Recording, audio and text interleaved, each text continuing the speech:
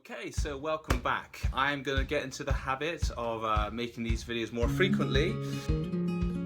So, I just finished writing the essays for Open University. It started out really fun because there's so much to write about. I continued to very much indulge myself in the topic. Spent a lot of time reading about it, you know. They're very interesting characters, as I mentioned before. It was Cleopatra, Mary, Mother of Jesus, and Queen Elizabeth I. It was very hard to redact my work afterwards. I think this is one of my biggest problems.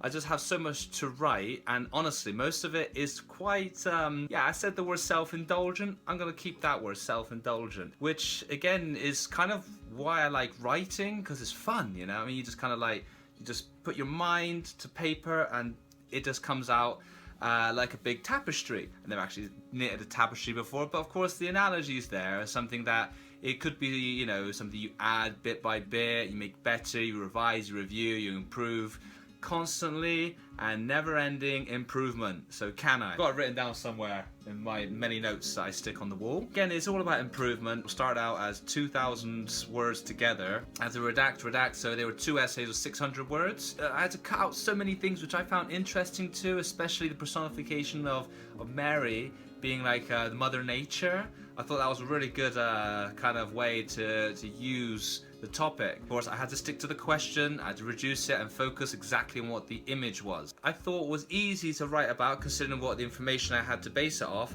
but hard to redact. So this is where my problem really lies in writing. I'll just write whatever comes to my mind and just afterwards try to clean it up. But it's during the cleaning up process do I find I lose a lot of what my original intent was. So I just had to focus on making sure that in the future I always focus directly on the point rather than had to go disperse and write many different things at the same time.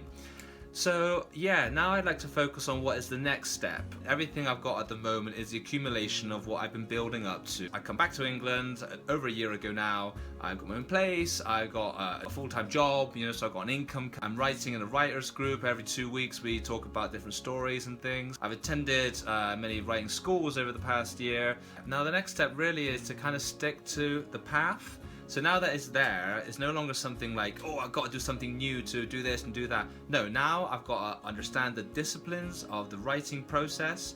I need to improve what I've got and just basically work on that every day. So I want to be able to think positively about what I'm going to do next, where I'm going with things. I want to understand more about the writing craft. I've read so many books about it now, it's all pretty much coming into the same context, you know. But bottom line is all you got to do is sit down and write. So yeah, I just started reading up again about Jose Marti, which is a Cuban writer. Basically, it's very interesting how their perspective on society at the time doesn't really change much to this day. I mean, we're living in very precarious times, you know. It's very interesting how you know things could seem like so great and so wonderful, which they are, by the way. We're in a time of abundance where everything you want, you just got to put your mind to it, focus and achieve it. But at the same time, recently there's been some civil unrest in Chile, which has kind of opened my eyes to the way that people really think. Because before, I used to think, oh, in Chile, you know, it was like this and people accepted their way of life. And of course, I used to find it was very difficult, especially when it came to hospitals, doctors and education down there.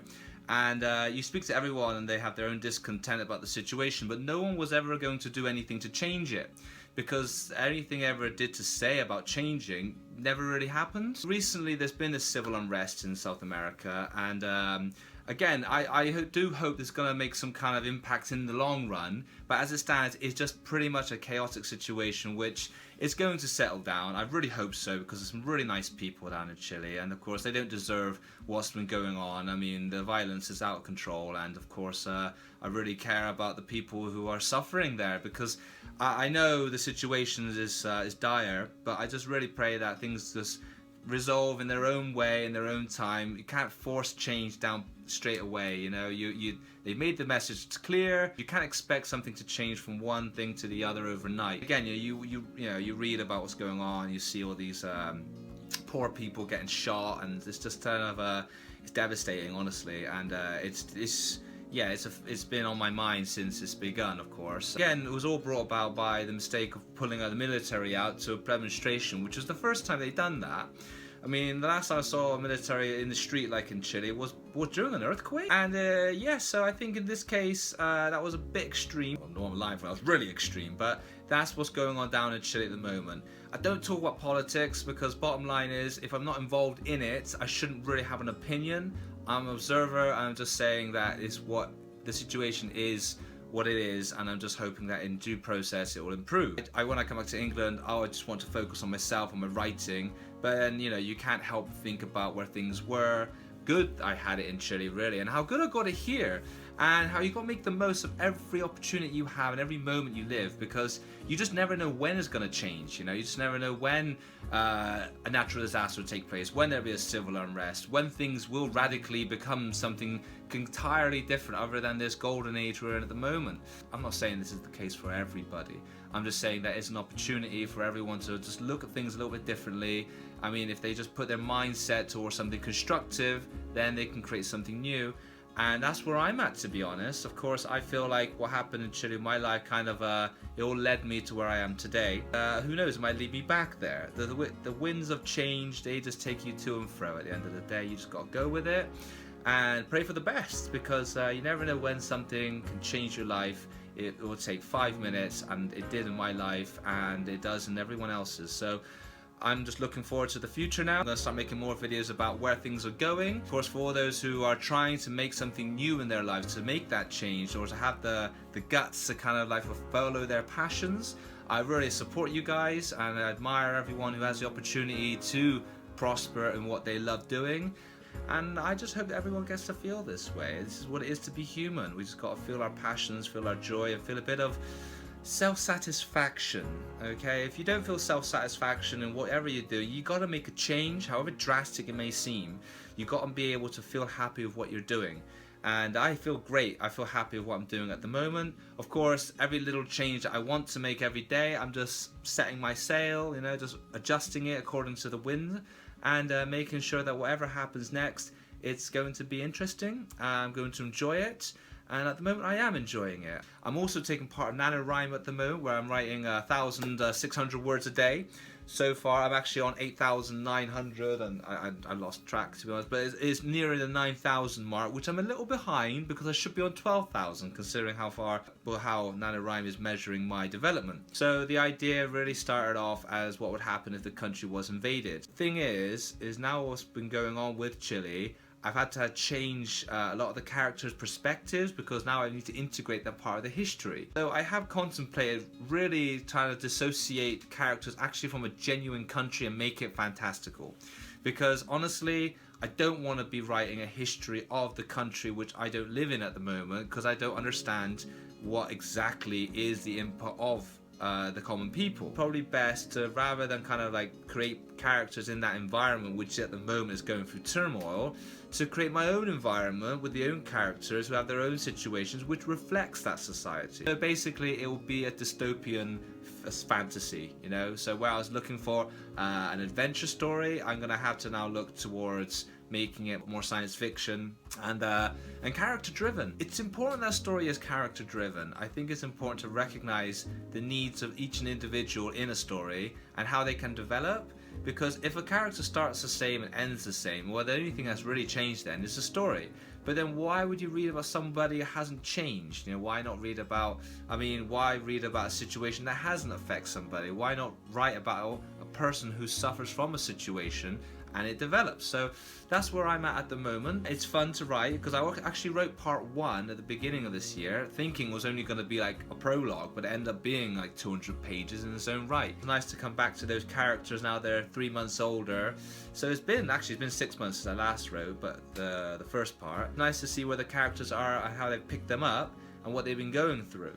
So honestly, the idea is that once I've done part 1, part 2, part 3, is to kind of get it all together, redact it the same way that I've been doing these essays, to kind of squeeze it all into one novel, which I'm kind of hoping is going to be like June. You know, June is pretty much like 2 stories in one. I'm talking June, the first book, not the rest of the books. I haven't actually read them, but yeah, I'm hoping that this book will be basically, you have like 3 parts squeezing together, and of course each and every one has their story to tell. So, and it's the character arc, you know, I like it how one of my main characters, I won't say his name because they're going to change name, but for now we'll call him Matthias. He started off as very much like a high heroic type character, but through the story he's actually become like very passive. If anything, he's turned into a bit of a pacifist recently. And which is good, you know, because it shows that where at one angle he's talking about the fantasy of war and military and how to kind of be great through actions, he's now learnt that it's not through the actions where he becomes a man of peace or a man who's recognizing his humanity, but it's basically through his humanity that he's actually learning to be more respectful to different ideology, different cultures, and trying to keep what everyone else has destroyed, basically. And the same with Sophie. I mean, the other character, her name's Sophie. Again, I'll need to change her name too, because I originally wrote them in for my neighbour's kids. And the more I write about them, though, the more I feel like I don't want them to be associated with what my neighbour's kids were, because the characters have gone beyond what they were originally based on. Yeah, her character was the same, you know, she just wanted to escape, but now her character is kind of like retreating to all she wants to do is to be at home with her family. And of course, with all the changes, you can't just go back. You're very much like the Hobbit, you know, you can't go and come back and expect there to be no change. So she's kind of in that kind of frame of mind at the moment where whereas before she was very much the leader and wanted to you know, leave and escape and kind of and save the world.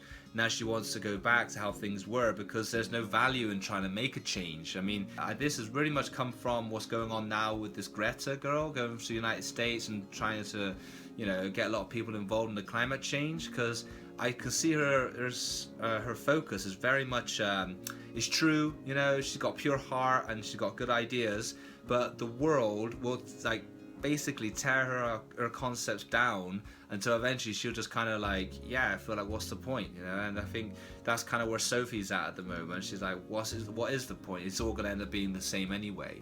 So that's her angle. Of course, Pascal is the other character who is now becoming more of a heroic character after what she's been through. I mean, in the first part, she fell down into a river. You know, she actually went into to try to break her parents out of this concentration camp. And in now, for example, it starts off that she's recovered from this kind of trauma with the help of this Mapuche medicine woman, but at the same time she's also learned new kind of like, she's been having these visions and things.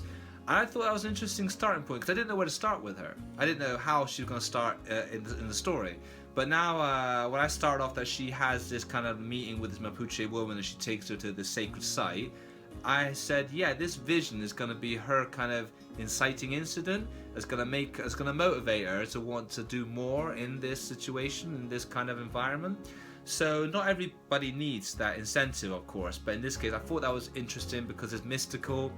At the same time, it was interesting for her, who was basically in the first part a non-believer, like a late teen who's just not interested in anything else but, of course, going out with her friends and enjoying life, to now being someone that's kind of caught up in a bigger picture. I don't want to make any archetypes in regards to being the one to kind of, you know, save the people, because I don't really like that archetype. That's really been killed off. It was like, I hate it when a film or a book, you get through all this stuff happening, and suddenly it's like, oh, but you were predestined to do this. It's like, oh man, you know what I mean? It's like, the only film I could deal with that is The Matrix, you know, because that was like, yeah, that was brilliant. Let's see how I get on with this story. It's been fun to write, and I'm still writing it now, and to see where I go with it, you know, where the characters take me. I know an outline of where it's gonna have to end up, where I do want to make this climax into some kind of enormous battle.